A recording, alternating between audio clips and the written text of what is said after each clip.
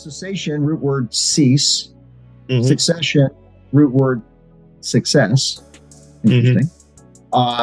So what does that mean? Cessation plan, everybody has a cessation plan.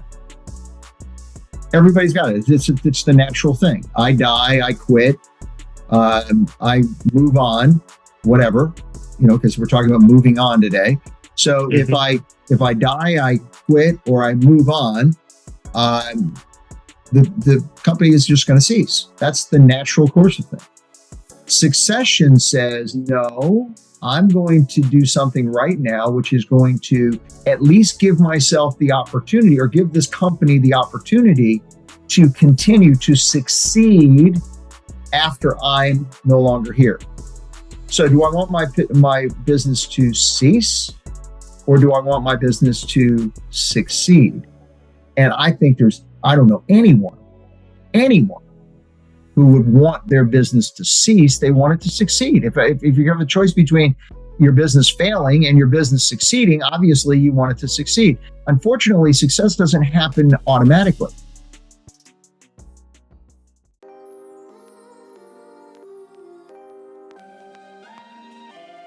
Are you tired of being a bystander in your own life? Have you had enough of mediocre routine and crave real, tangible progress?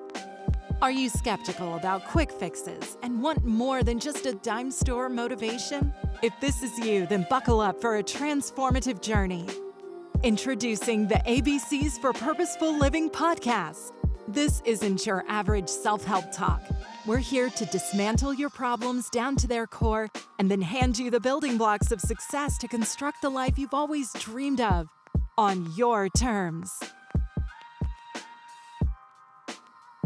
Meet David Therimer, an award-winning transformational coach, leadership expert, and keynote speaker.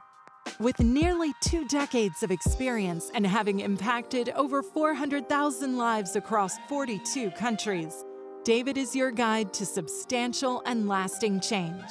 He doesn't just preach, he combines cutting-edge research in psychology, neurology, and cognitive science with timeless principles of leadership and success, ensuring that your progress is well-rounded and lasting. Imagine what it would be like sitting in a transformational retreat, seminar, or coaching session that took you down to the very core of your life, beliefs, and habits, paving the way for a more intentional and powerful future.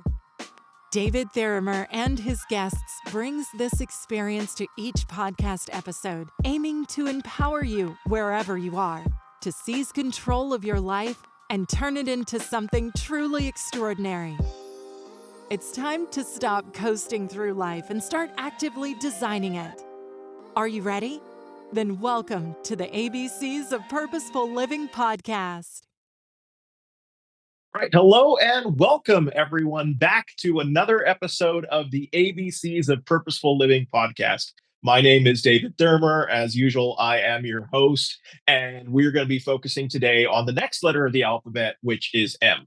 Now, there were many ways we could have gone with today's subject. We could have gone M for motivation. There were some people in our poll that we sent out were like, why did you focus on like M for money? Because it's the beginning of a new year. These are things we tend to think about. How to become financially stable. So we kind of tossed some of these ideas out, but nothing was really sticking. And I was actually going through my Audible towards the end of last year because you get a notification that you have so many credits that run out before the end of the year, and they were giving suggested titles. And there was one book there that just jumped out because it was part of a conversation that I've been having with a good friend of mine. And the book was called Always End with the Beginning in Mind. And it was a play on words, for those of you who know, to one of the chapters in Stephen Covey's great book, The 7 Habits of Highly Successful People. And that stuck with me. And I was like, I wonder what this person has to say. And I listened to it. And I have to say that I finished the entire book within a day. So I started listening to it in the morning, and then I did a bit of work, and then I stopped my work. I went back and I listened to it, and I got through the entire book by the end of the day. And I was like, this is probably one of the best books that I've come across on this topic. And that topic is moving on. basically, when you are a business owner, a business founder, someone who has created a business, someone who's put their heart and soul into building something that lasts and something that is successful, and you are getting up in years, you're reaching the end of your time in active duty, and you would love to be able to just move on and enjoy the life that your efforts have produced, but still you have a great amount of concern for that baby that you brought into existence and now is benefiting people in your space around the world. And so, what does moving on look like in the world of business? What does succession look like? And do we do it properly? And why is it that so few people seem to do so? And so, I looked up the author, I sent him an email, and he responded and agreed to join us here on this podcast. And so, I am so excited to welcome none other than Mr. Donald White to our podcast. Donald, thank you so much for being here and joining us on the ABCs of Purposeful Living. Well, thank you for having me, David. I'm excited about joining you. I really am. That's awesome. And I know my listeners are going to love you. So I'm just going to let my listeners know a little bit about you, and then I'll turn it over and you can actually talk us through some of your story. But I just want to read this so that way I can give people the full background on your amazing story. So, Donald White is the founder of Treasure Coast Financial in Stuart, Florida, and succeeded as CEO in 2020. His company grew about 21% after exiting, and he is the author of two daily audio series entitled Legacy Planning and Building a Great Business. For over 20 years, Don's daily radio broadcast, God's Money, was heard on Way FM in South Florida and on the internet worldwide. Don is an Excalibur Knight and an Inner Circle member of Million Dollar Roundtable Foundation with 29 MDRT qualifications, including 17 consecutive top of the table and 11 additional court of the table qualifications. As a result, Donald is ranked as one of the top 2,000 financial advisors worldwide. He received his CLU in 1981, his CHFH in 1986, and accredited estate planner designation in 1994. Additionally, he became an accredited investment fiduciary in 2013. And lastly, Donald is a past chairman and current treasurer of Love Without Boundaries Board of Directors, a nonprofit organization that assists orphans and vulnerable children. A world-renowned communicator, Donald has spoken on virtually every corner of the globe. He has spoken at numerous MDRT annual meetings, including a keynote to the first-time attendees of the 2000 MDRT annual meeting, and on the main platform at the 2014 meeting in Toronto. Lastly, he is a proud father of twin adopted girls from China, Sydney and Reagan, and his wife, Grace, does all that she can to keep him home with her and their kids rather than riding his bicycles, golfing, rowing, boating, scuba diving, or skiing in the Rockies. Donald, you sound like an amazing person. Tell us, from your own experience, what is it that made you, first of all, pursue the field that you got into? Oh my goodness, David! It was a complete accident. Mhm. I had studied journalism in school, and in my junior year, they require you to do an internship, and so I did an internship in Fort Lauderdale at what was then called the Fort Lauderdale News, which is now called the Mhm. Sun Sentinel. And I went down there for the summer, and I literally hated the job, hated it. I was like, oh my goodness, this is what this job is all about. This is not what I signed up for. This is not what I want. And it was crazy because here I was, you know, halfway through university and realizing that I had picked a major that I was never going to be able to live with. And it really did a kind of a number on my head, you know. But it was exciting because it gave me an opportunity to look at all of the possibilities.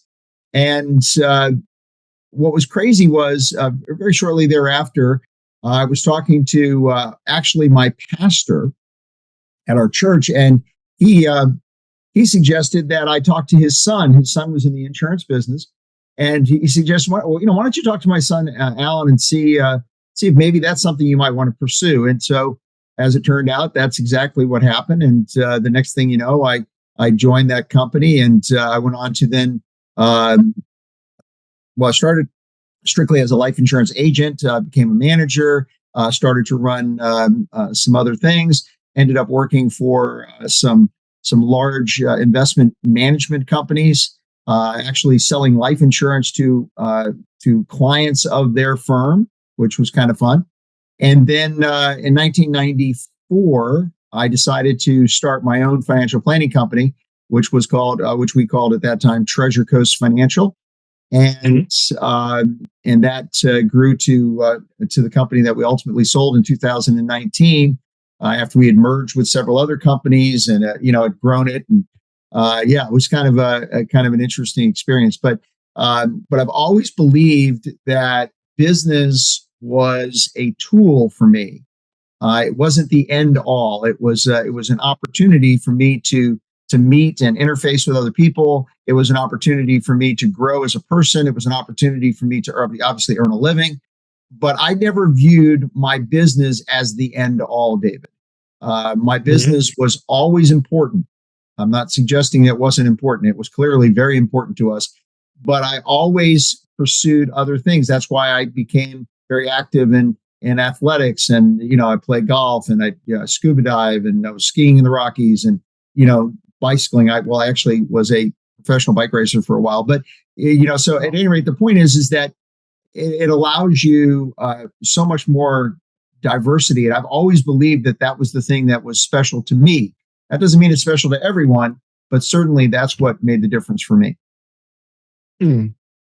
So just to jump ahead to the topic, because I think this is quite crucial to the fact that you were able to step away from your business and move on to other things as well. And as you say in the book, kind of move into the next level of life and just other things that you have going for you as well. So would it be fair to say that sometimes what keeps people from being able to plan for their succession properly or actually be able to move on efficiently from their business is that their identity is wrapped up too deeply in their business?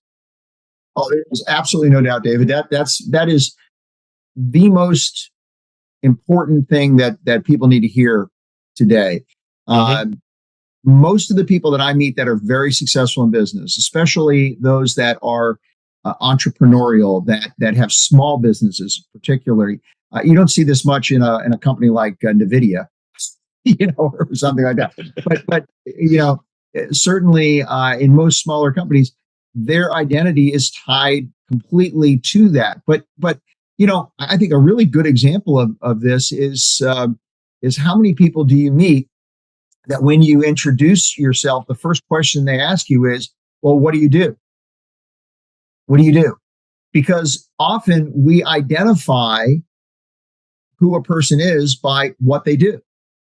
So what do you do? And so, the first, and by the way, it's not a bad question. Frankly, it's a common question. It's a good question. There's nothing wrong with the question.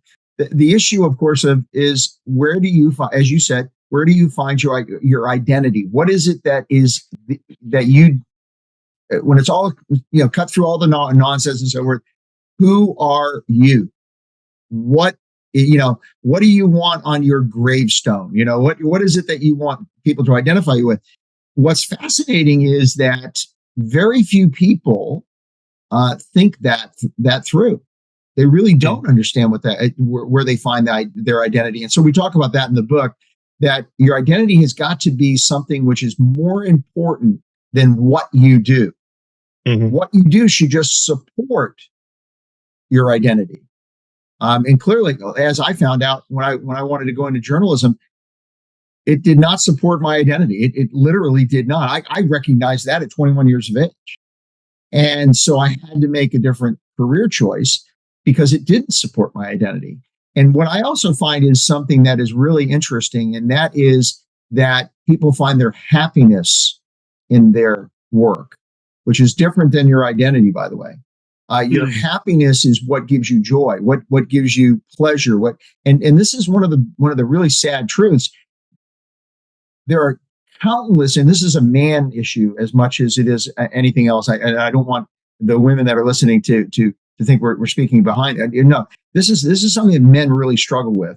And that is being able to leave one thing and go to something else. It's a huge problem that men have, and it's one of the great struggles that I see amongst many of the men that I speak with. Yeah.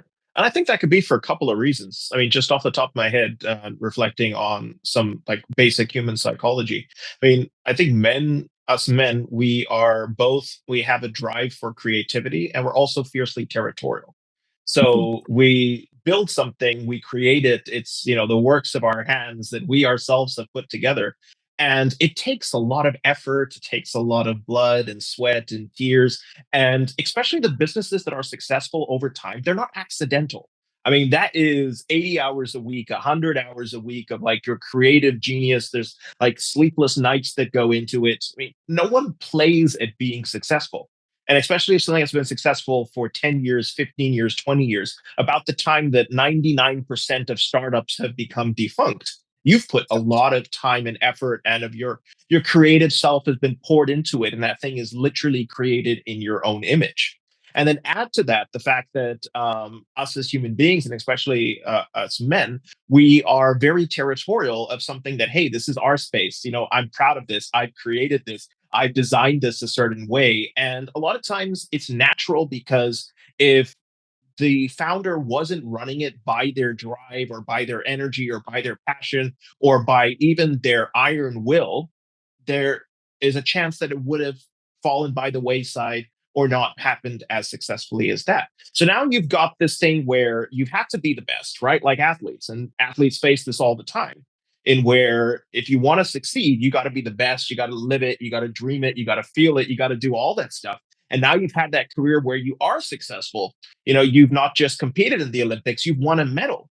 They've actually seen that people who win medals face far more depression later on in the latter stages of their career than those who actually never win anything but still qualify. It's because you reached the heights of success, you got into the place that you wanted to, and now you're realizing that that part of your life is passing by. And who am I if I am not an athlete? Who am Right. I if I'm not a business owner? Who am I if I'm not the leader of this company, if I'm not still the chairman of the board or the CEO? But to have that, as you said, that happiness and identity just wrapped up in that, it's it must be very difficult to pull yourself out of. So, at what point did you start making that transition and saying, okay, this is actually something that I can do? I started my company, as I told you, in 1994. In Hmm. 1995, I began looking for my successor. Oh, wow. Literally, I always thought in terms of who can I bring into this thing that ultimately can take over and can allow this thing to be multi-generational. I always had that vision, David. Hmm. And I think that's something that a lot of folks don't ever think about audibly. Hmm. They do think about it subconsciously, but rarely do they think about it audibly. I began talking about it literally, as some people say, putting it out in the universe. I always was talking about, where are we going with our company? Where can we, who can we bring in, and so forth. And uh, now the people that I brought in at the very beginning ultimately did not take over the company. I want you to Hmm. understand that. But I always had that vision. I always had that thought. And I think that if you have a vision of, we want this thing to continue, we want this thing to grow, we need to get, well, it can't just be me. It Hmm. has to be, a bigger picture. And, you talked about the M, I would say there's another M, and that is more, that people always struggle with. I want more, I want more, I want more, I want more. And the only way you get more that is of any value is if you're doing it together with a whole bunch of other people. Mm. More doesn't come by yourself. That's a fact. Mm. You are limited to that, to that one person. There's only so much that you can add to your hand. The way I describe it is this: imagine, for example, that you gave me something. You gave me this iPhone, okay, Mhm. and I hold on to this iPhone with in my hand. How much more can I add to that hand if I'm holding it in a clenched fist like this? I'm holding onto it tightly. Now, Nothing really. I'm not going to drop it. I'm not going to lose what you gave me, but it's limited to what you gave me. But think about this. If I hold it in an open hand, I can add all sorts of things to that. And what's amazing is, now, what's the risk? The risk is I could drop it. Oh, the yeah. risk is I could lose it. But this idea of having more is something that is fundamental to all people. We all want to have something more. The vision, of course, of every parent is that their kids are going to do better than they did. That's kind of fundamental to people. If you talk to your parents, I guarantee you, David, if you talk to your parents, they're going to say, geez, I'm really proud of David because look at what he's accomplished and look at where he is and so forth. And they're going to talk about you because they had a dream that you would be better than they were. Everyone fundamentally wants their kids and the people around them to do better. Well, what's fascinating is if you become self and go and everything becomes inward, everything becomes about you, then no one else can experience that joy. No one else can experience that more. So, the old acronym "Together Everyone Accomplishes More," team, is not something we should ever take lightly. So, from the very beginning, I was always thinking about who do I want to add to my team. This is not a one-man show. This is not a one-man band. I'm writing a new book right now, which is actually a rewrite of my old book, Building a Great Business. And one of the things I talk about in that book is there is a difference between great businesses and good businesses. A good business can be a one-man band. It can be a one-man show. There's no question about it. But a great business is going to require a whole litany of other people and so forth. I want you to think about this. Bob Dylan was a tremendous songwriter, singer, and so forth. I saw Bob Dylan perform, almost 40 years ago now. Wow. Actually, more than 40 years ago. It was like 1981. So, my goodness, that's 43 or 4 or whatever. I can't even do the math, right? 44 years ago that I saw him. I believe it was 81. And it was a good show. It was a good show. And it was a fascinating thing to listen to this one-man band, basically. It was pretty much him. He had his guitar. He had a little bongo type guy that was with him and so forth. It was very earthy and very special and so forth. Recently, I saw Taylor Swift. Dude, Bob Dylan's good. Taylor Swift is great. Okay, I'm serious. And by the way, I'm not a Swiftie. Okay? I'm not a person that goes out and I was, but I thought, wow, it was something that actually my daughters had wanted to do and so forth. So we decided to do it. It was a crazy idea, but we watched the show, and the show blew me away. It just blew me away. But I realized it's not the Taylor Swift show. She's got so many layers of things that are going on in there, and people and producers, and there's just literally hundreds of people that make that show what it actually is. Now, if you've had the pleasure of seeing Taylor Swift in live, it's an incredible thing. But even if you just watched it, because they have it on TV now where you can actually watch it, I think on Apple TV, and where you can actually watch one of the shows. I think it was the Los Angeles show. The production is beyond anything I could imagine. Bob Dylan was good. Taylor Swift is great, but it's because she has this insane team that makes her and builds her up and makes her even better. And all the background singers and all the different people that were involved in doing that and so forth. That is what makes a great business. A great business is where, sure, you might have one that stands out, this very extroverted leader and so forth, but there has to be a team that's involved. And in business, unlike performing, in business, that can actually be multi-generational. And you don't have to take on that role. So one of the first things that we did in our business is we identified our business as being who the people dealt with, not me, not any one person in that business. So, for example, most financial advisors identify themselves to their client as, I'm your financial advisor. Mm. I'm your financial advisor. We never did that. From the moment that we would take on a client, we would remind them that Treasure Coast Financial is your financial advisor. That's who you are advised by. You're advised by those folks, and this whole team is what really is what this is about. So oftentimes people call up and they would say, "Oh, I want to talk to Don."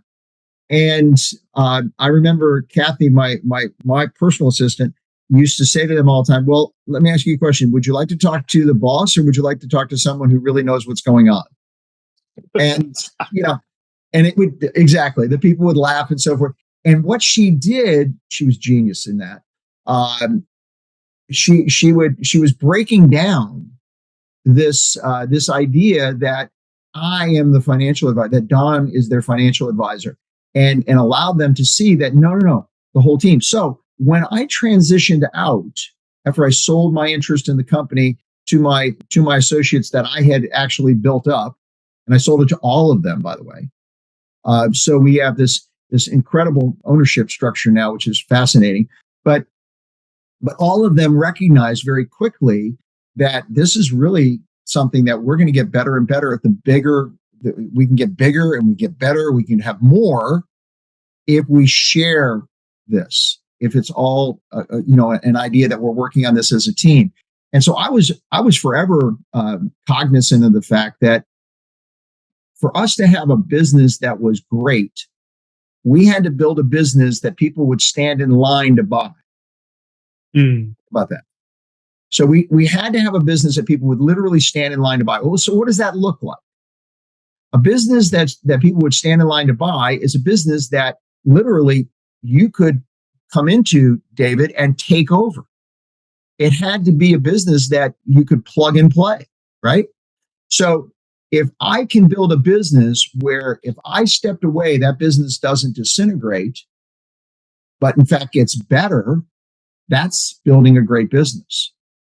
And that's exactly what happened. So when I sold my company in 2019 to these fellows that I had literally raised up, handpicked, and developed.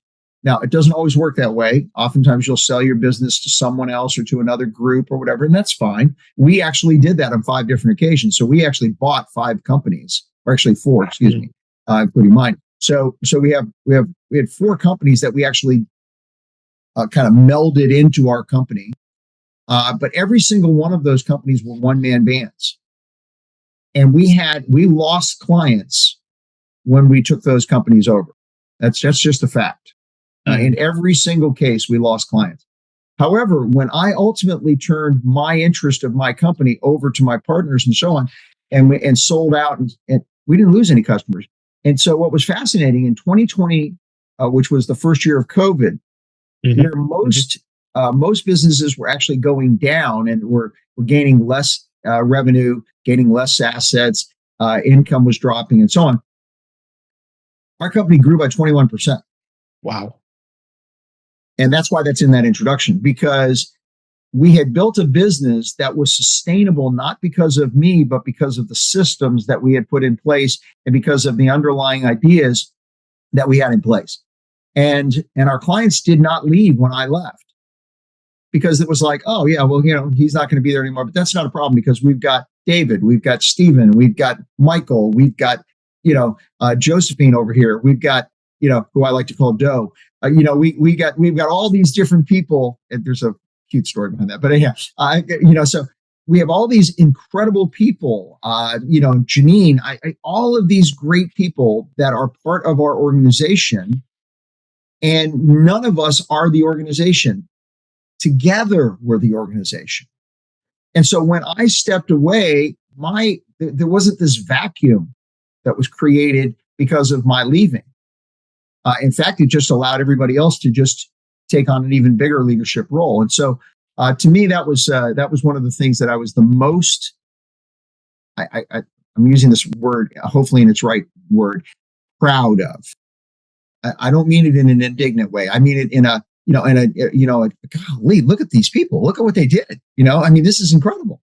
And, to think that during COVID, one of the worst periods of the history of the world, really, in my opinion, modern world, from an economic standpoint, was COVID.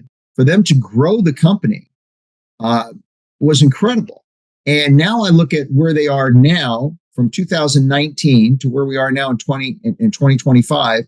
This year, their total assets that they manage have just actually reached a point where they're now doing twice as many. They have twice as many assets under management as they had when I left. And I had nothing to do with that, but yet I had everything to do with that. Does that make any sense? Makes perfect sense. And that's what I think has to become the vision of every great business builder is, can we allow us to build a business that people would literally be willing to stand in line to buy? And that's what happens. Recently, we had a very interesting thing happen here recently in the U.S. There's a financial planning company that controversial one because of its leader, but its leader's name was is Ken Fisher, and it's called Fisher Investments. Ken is a fascinating guy, but the one thing that Ken realized very, very early was that he had to build a business that was not dependent upon him. And he actually almost messed up because he decided he wanted to do all the TV commercials. And he wanted to be the person that was on, he wanted to be the kind of the face of the company. Okay, that's fine.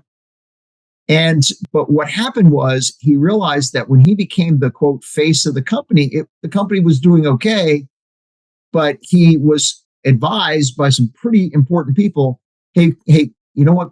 And if you would just get off the screen, put professionals out there, let these professionals do it. Let's develop a campaign. Let's do this. Anyhow, to make a long story short, he grew the company to this massive amount to where just this year in June of last year, a Saudi Arabian group was so impressed by Ken's business model, and they had been wanting to find a way to participate and buy into the financial planning business, which is fascinating.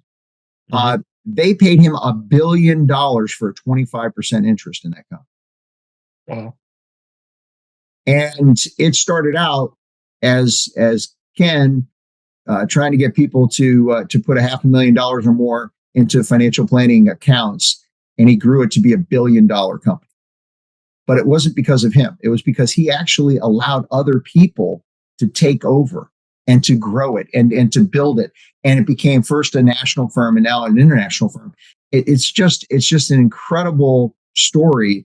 I would encourage everyone, just Google Fisher Investments sale or something like that, and just read the story of what this guy built. It's a phenomenal story and one that I don't think can be undersold.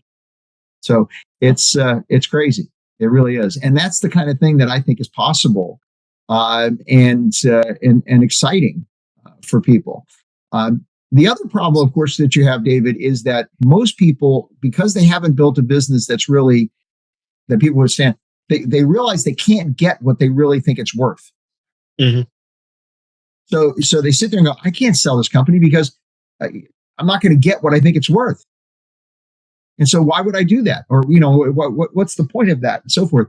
And that's a problem. But the reason it's not worth what you think it's worth is because it's not worth what you think it's worth.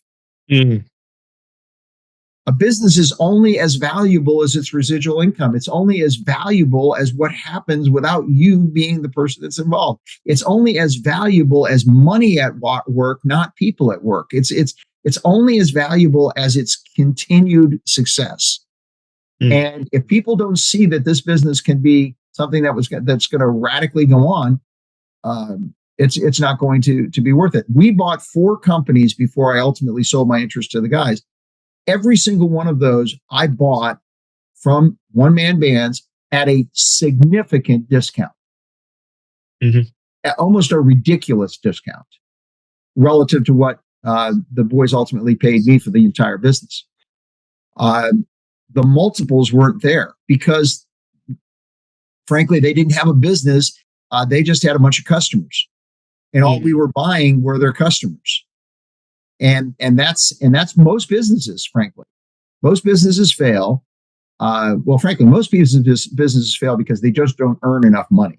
That's why most Mhm. businesses fail. But the biggest reason why businesses don't continue is because there is no lasting, you know, residual kind of role of the company, and it can't be plug and play, and that can be at a level as high as a S&P 500 U.S. company or a international company. Doesn't make any difference, or it could be something as simple as the corner drugstore. So I'm going to ask you a couple of questions about those 2 points because I think those are both excellent, excellent points that deserve some diving into. First one I want to talk about is the last point that you brought up about kind of building up some of that residual income or that reoccurring kind of thing. So that way there's always money in the business that actually increases the value. So, what are some things from your point of view as the expert who's been doing this for many years that you can do with your business to make it attractive to people from the outside, especially in terms of value? So, as you said, not just being a client base, but actually being a business. Recurring revenue, David, is something that every single company has got to figure out how to have.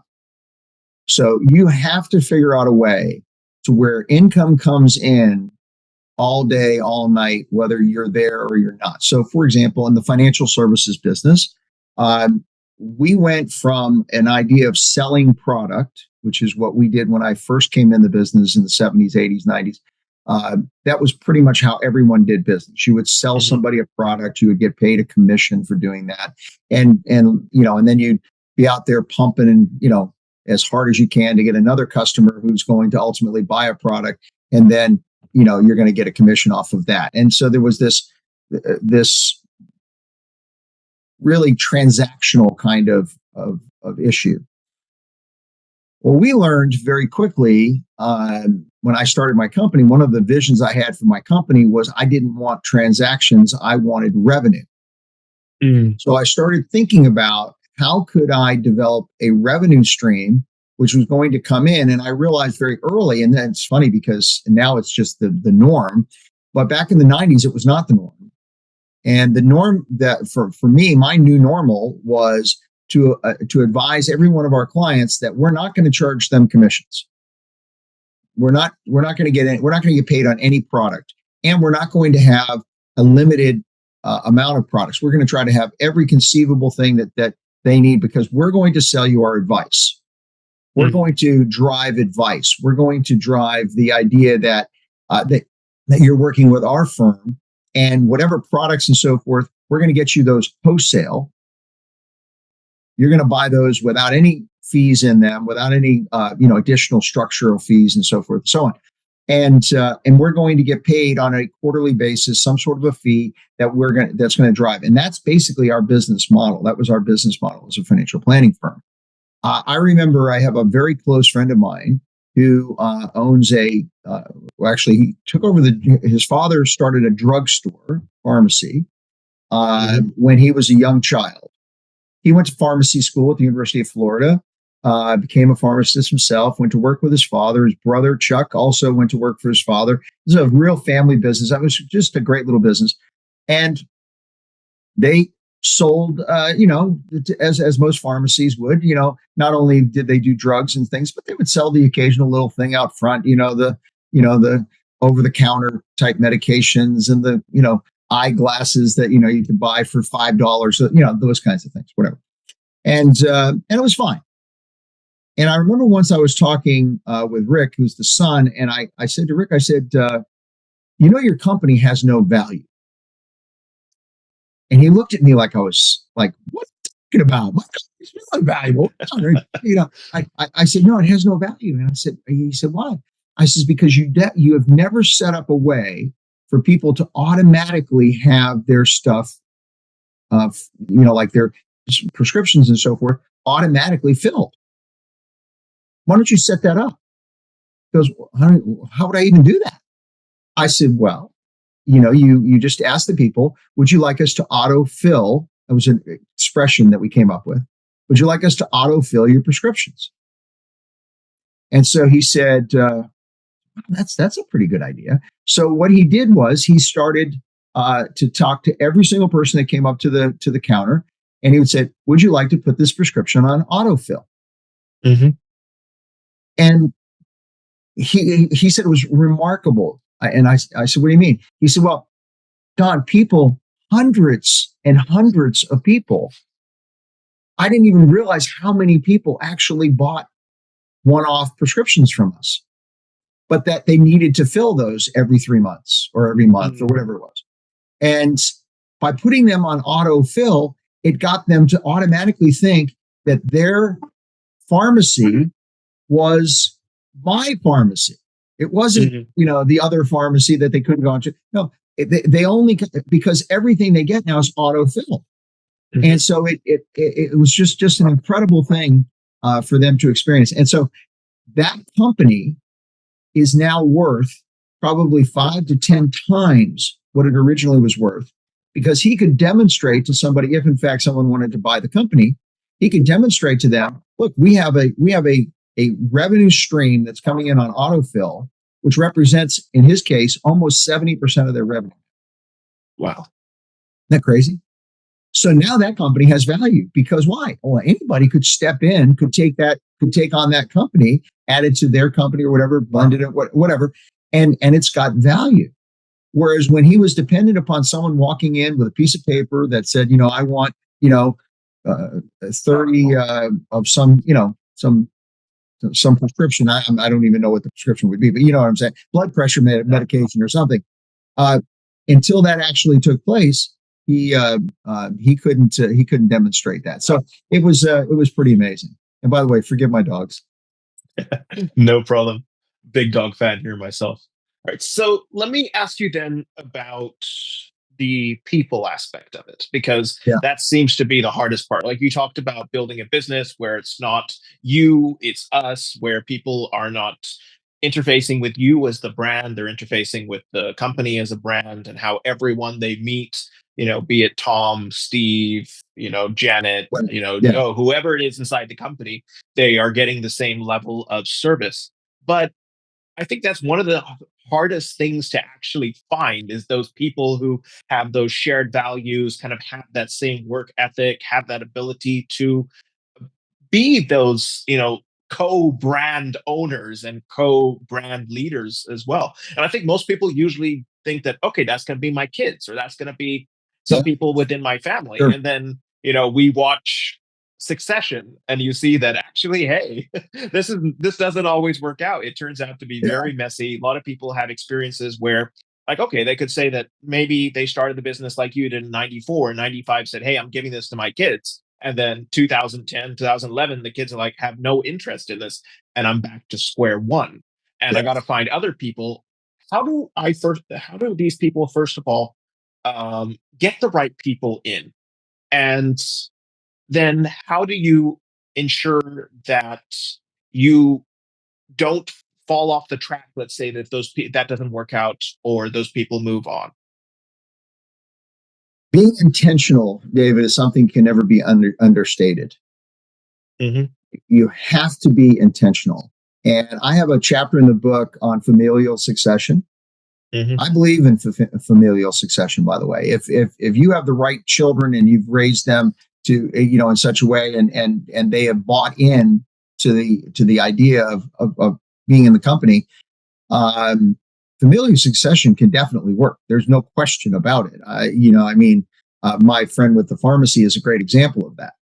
And truth, their father has passed away, but before he passed away, he did in fact turn that company completely over to his two sons, and those two sons are working remarkably in that company to grow it and to build it and to do other things, and are getting even more strong, not less. They're not getting weaker because it was taken over. It's gotten stronger. That's really the key. but you have to be intentional about finding the right successor.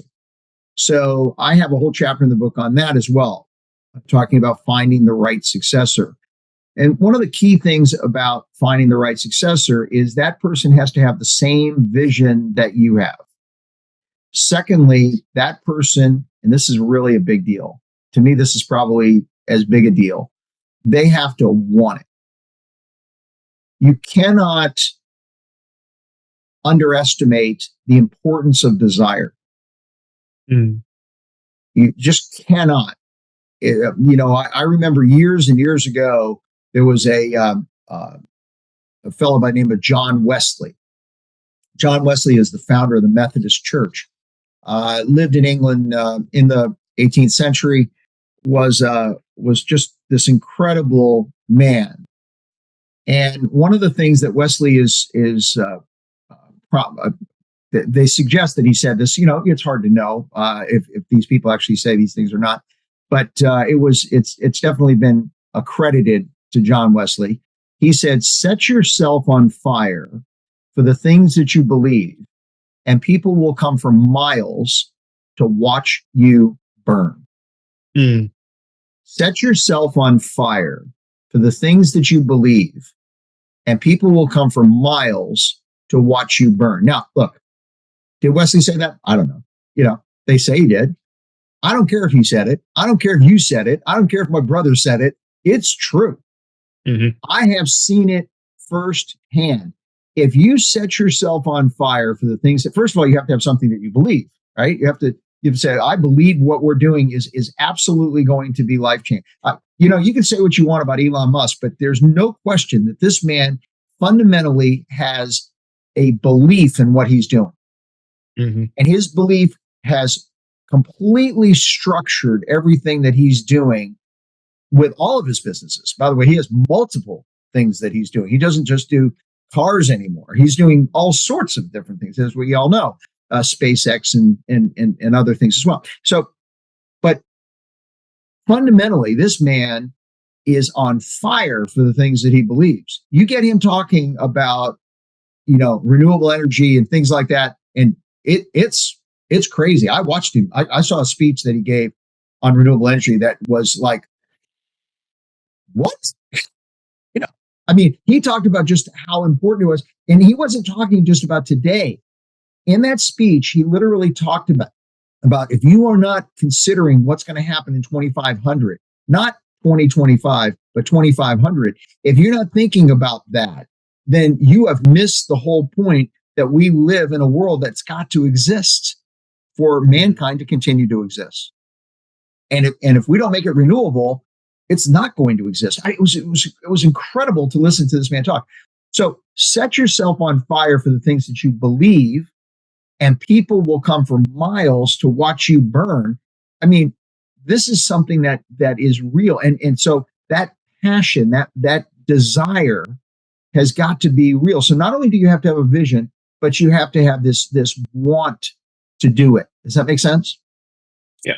And then you need to surround yourself with people that are going to encourage that desire and encourage that vision, not discourage it. And look, one thing about the Elon Musk story, which I think is fascinating, is, and he talks about this when you listen to him. And in fact, his in the biography of Elon Musk, the author of that book talks about this very thing, that Elon was very careful about the people he surrounded himself with, because he was not interested in having people around him that were going to defeat his vision and defeat his desire. So you have to have people that are encouragers. And then finally, you have to be completely tenacious. You have to be so tenacious that you will not allow yourself to quit. Look, the absolute surety is that every single person who has ever failed quit. Mm-hmm. And it's always too early to quit. You don't know when that success is going to come. You don't know when that breakthrough is going to happen. You just don't know. And so if you never quit, if you are completely tenacious and you say, I'm going to stay with this, I'm not going to get rid of this, I'm going to do this. If you're tenacious about the things that you believe in, if you're tenacious about the things that you have this desire that is, if you're tenacious about your people, things change. Things are real. Things become powerful. And that's what I think is really the key that makes a great business or a good business a great business. And I want to be involved with greatness. Sure, I want to be good. Don't get me wrong.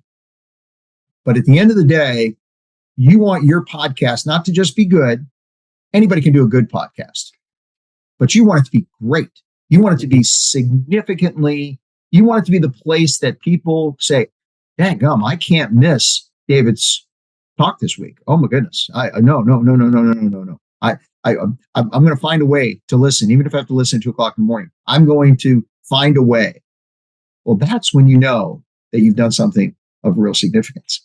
So,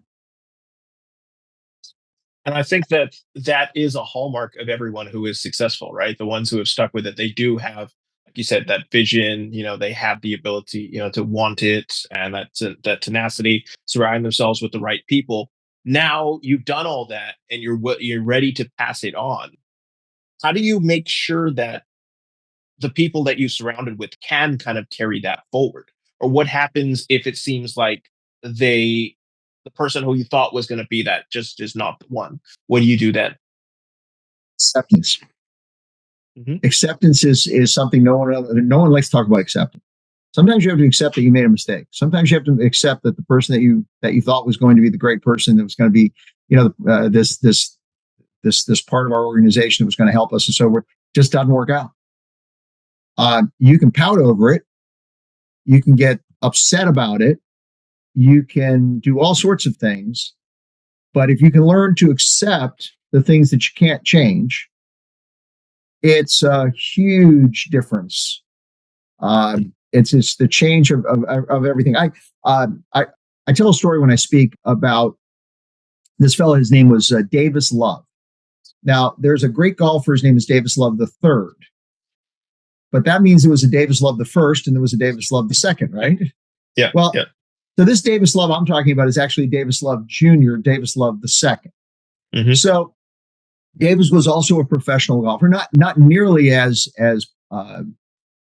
heralded as his son, the third, but Junior was still a pretty good stick. And one day he was out and he was playing on the tour, and they were at the Miami Open.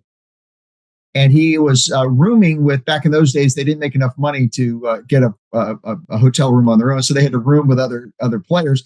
He was rooming with this fellow from South Africa by the name of Gary Player. Mm-hmm. So he's talking to Gary Player, and he says, "Gary, what do you think of your chances of this?" Oh, I can't do the Gary Player accent, but you just live with me here. And so Gary Player says, "Oh, Davis, this is my kind of golf course. The greens are difficult. It's windy because it's in Miami. It's warm. That's exactly what I love. I love it when it's hot. I love it when it's difficult. That's my thing." Sure enough, he goes out and he wins the Miami Open. So a few weeks after that, they're rooming together, and both of them had qualified for the U.S. Masters, which is like the biggest event of the year. Even then, Mm-hmm. back in the this would have been in probably the 60s and or 70s or whatever it was, and it turns out that this is just one of those golf courses that everyone talks about, right? And so, of course, Davis goes and he talks to Gary, and he says to Gary, he says, "Well, what do you think your chances are here, Gary?" He says, "This place is totally different. The winds are much different than what they were in Miami. The grass is completely different. It's not hot. It's going to be nice and cool and so forth." Gary says, "Davis, this is my kind of golf course. I love fast greens. I love no wind. And Davis is like, wait. You just told me in Miami that was your kind of golf course. And now you're telling me here in Augusta National or Augusta, Georgia, that this is your, what's the," he goes, "Oh, they're both true. You see, I've learned to accept the things that I cannot change, Davis. I can't change how they set the golf course up. I can't change the wind. I can't change if it rains. I can't change anything.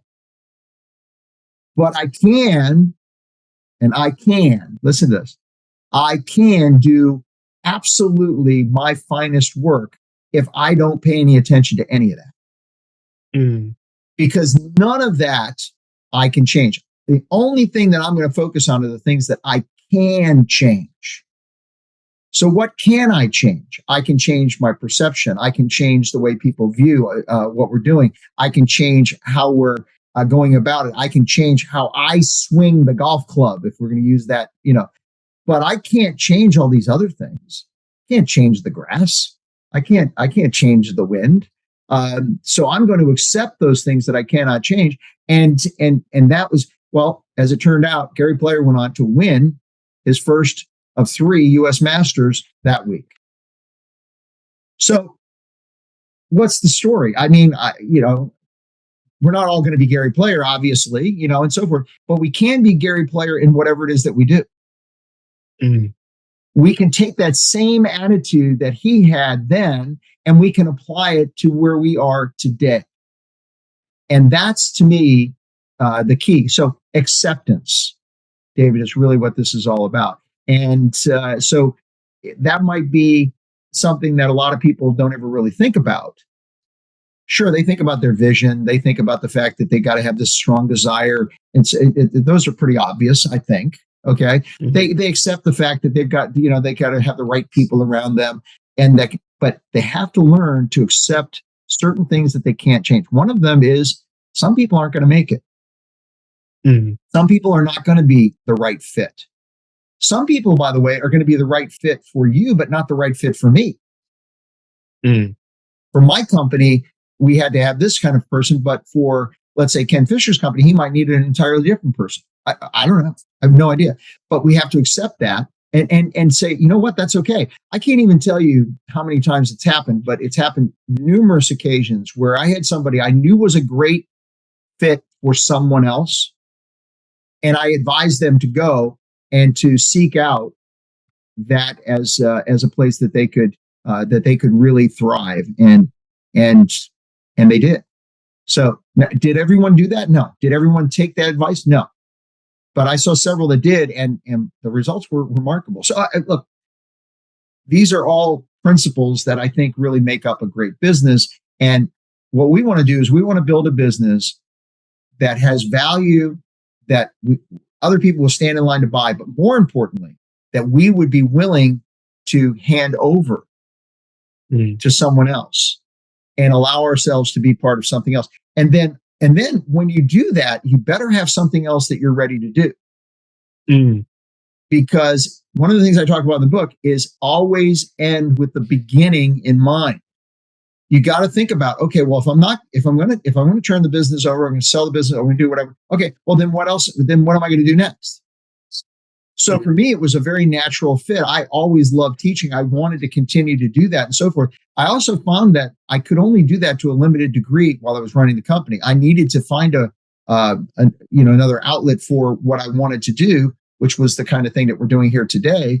And to do that required me, I felt, to live what I was teaching. Live our name. I remember when I was chairman of Love Without Boundaries, our foundation, we were only working in China then. And I said to our board, I said, look, the name of our foundation is Love Without Boundaries. We've created a boundary because we're only working in China. Now, granted, we're doing incredible things in China, but let's think about doing things outside of China. That was before we knew that China was going to put a moratorium on foundations like ours working in their country. It was before we knew that. So we started working in Cambodia. And then from Cambodia, we went to India. From India, we went to Uganda. From Uganda, we went to Guatemala. And today we're working in all of those countries. Remarkably, China, which was our primary, is the smallest part of what our foundation does today. And yet our foundation is 5 times greater than it was when I was chairman. So you got to be ready to make those changes that need to happen, sometimes going outside of your comfort zone to do it. So there you go. All right. So when you're ready, what are the things that you kind of have to do to make sure that the process goes smoothly? I know in your book you have a chapter called The 10 Commandments of Yeah. Succession, which I absolutely love. Do you want to talk us through some of those? You know what? I need the book because I think it's kind of like a Bible. You know, you can remember them, but it's so much easier if you just open the book, right? So the Ten Commandments are something that I feel very, very strongly about because if you understand these Ten Commandments, they'll modify your thinking. That's what we're trying to do. We're trying to modify your thinking. The first one is thou shalt not do it by yourself. Mm. It has to be, so if you're going to do succession planning, you need to understand that this is something you can't do on your own. So you need to have some professional help. You need to get around the right people that can help you make this happening. And one of the things I say in the book is that incompetent counsel is as bad, if not worse, than doing it yourself. Mm. So make sure that if you're going to have people help you with this, that they know what they're doing, that this is what they do, and not just because, well, that's, an easy person. Secondly, and this is really important, you should never share, thou shalt not share counsel. Mm. Meaning, if you're in the process of creating a transition, they have to have their people that counsel them, and you have to have your people that counsel you. And so that to me is extremely important. So what I say in the book is hire your own counsel, regardless of who the other party to the transaction happens to be, even if it's your own kids. Mm. You have to have separate counsel. They have to have separate counsel. Everybody's got to be protecting their own best interest in this whole entire thing. And then the third thing we also say is never do this. Thou shalt not do this without a written agreement. Mm. If you're going to transition your business, make sure it's in writing so everybody can see exactly what everybody's agreeing to, because I can't tell you how many times people say, well, wait a minute. No, you didn't say that. Yeah. It's extremely important. Identify, what the taxation issues are going to be and all those things, but written agreement. And remember, the fine print of a written agreement is more important than the bold print. Mm-hmm. Always remember that. Commandment number 4 is thou shalt always have precise books. Nothing worse than imprecise books. I can't even tell you how many people I meet who have a business and they really don't know. I was just talking to somebody yesterday about this very thing. It's fascinating. They don't know how their business operates. They don't have a good accounting system. They really don't. They're flying by the seat of their pants. No. We don't do that. Commandment number 5, thou shalt not stress over price. This is extremely important. Mm-hmm. Price is not the most important thing. Having the right people is the most important thing.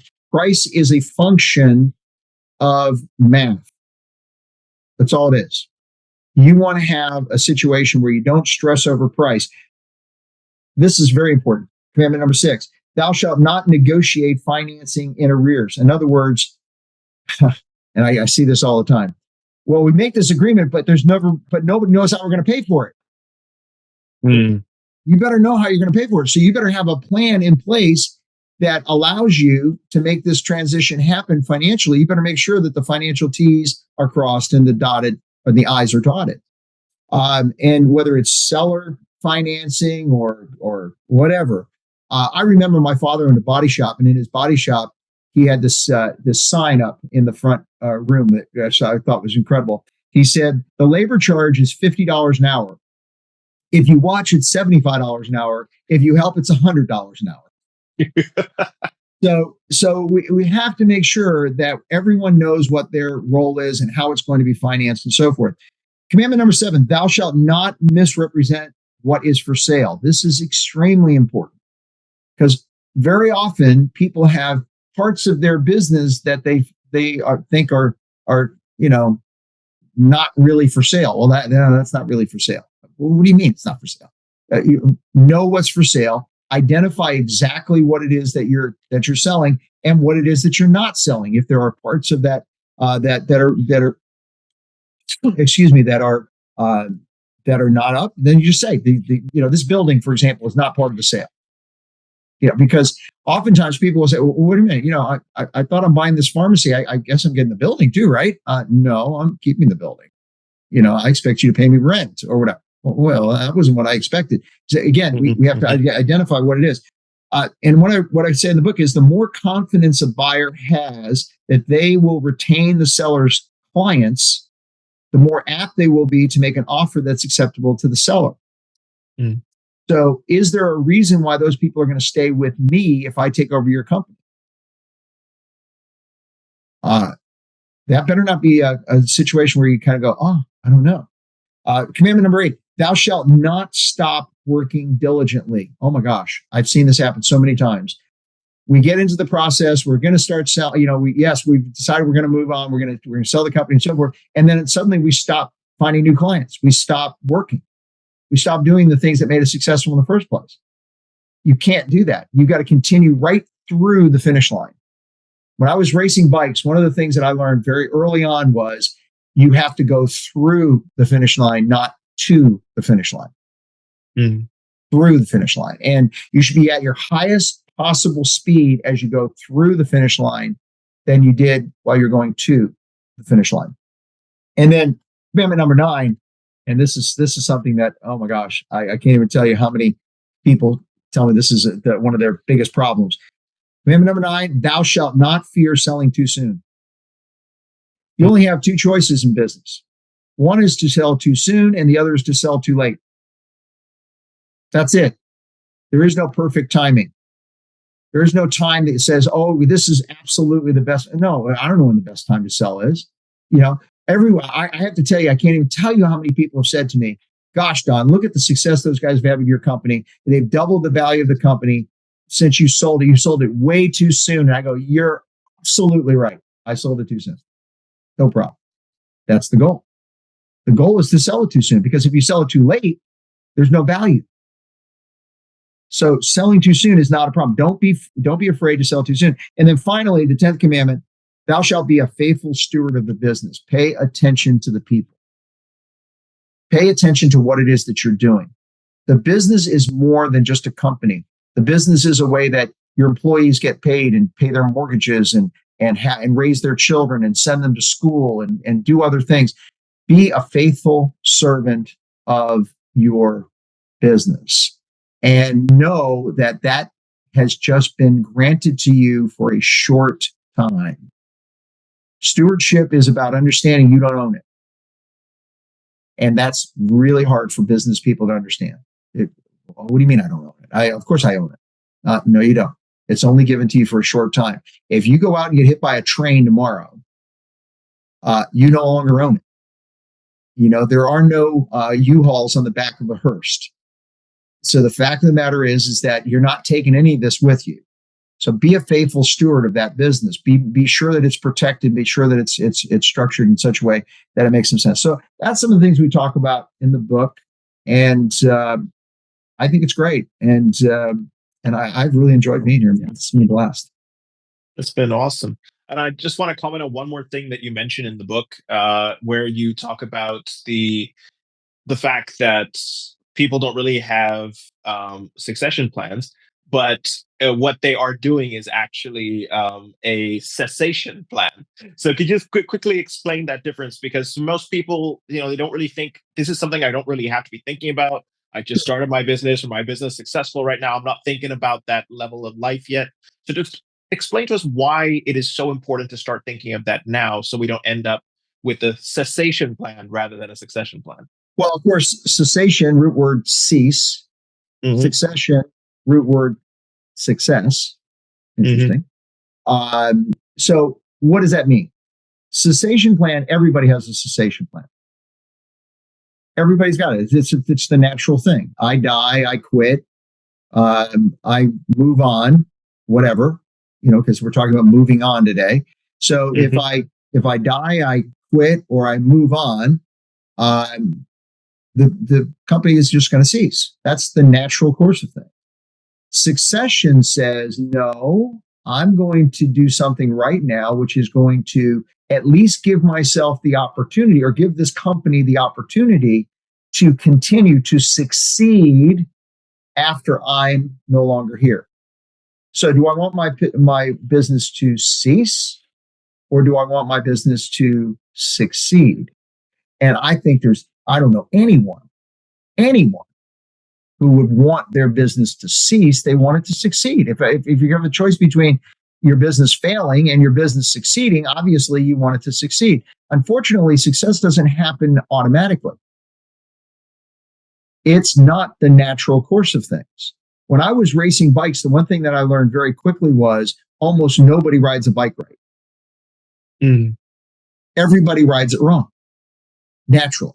The natural way we get on a bike is wrong. So I had to be taught how to tuck. I had to be taught how to become, literally, it's the most uncomfortable to ride a bicycle correctly to get the maximum speed out of it is the most uncomfortable thing for most people to do because it doesn't make any sense. It just doesn't. It hurts to do it until you get used to it. I mean, there's a lot of things about that. And by the way, we could take that and we could apply it to football. We could apply it to, when we're talking about some of the goals that I've seen scored in football, it's insane. Okay. Some of the moves that I see people make, those don't happen naturally.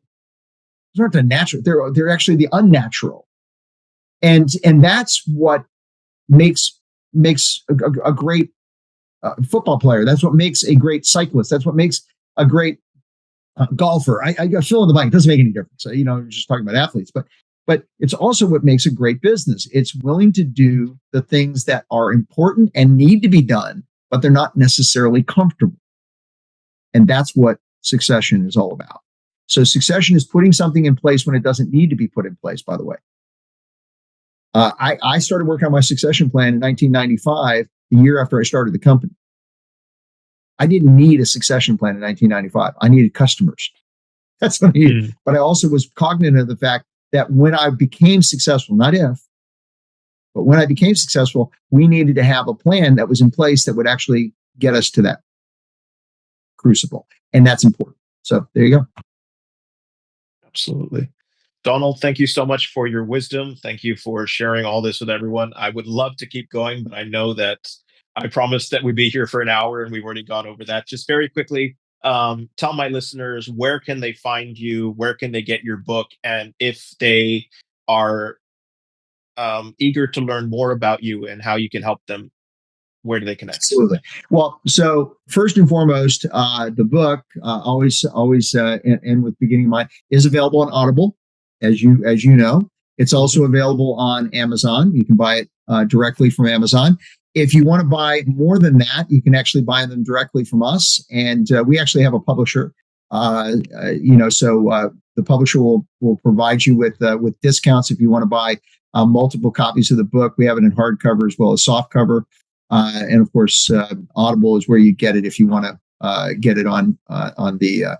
I actually did the Audible, so the voice that you'll hear is actually mine, and it's something that's available. My website is Donald F. White, F like Frank, DonaldFWhite.com. And if you'd like to send me an email, I'd be happy. I respond to all my emails. It's, again, very simple, Donald F. White at gmail.com. Awesome.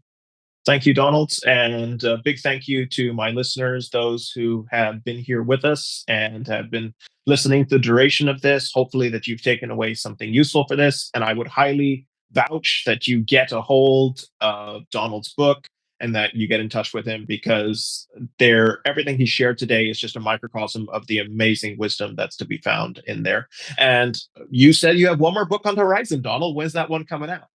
Well, that's a good question. I keep re-editing it, and so we're hoping that it's going to be out this year.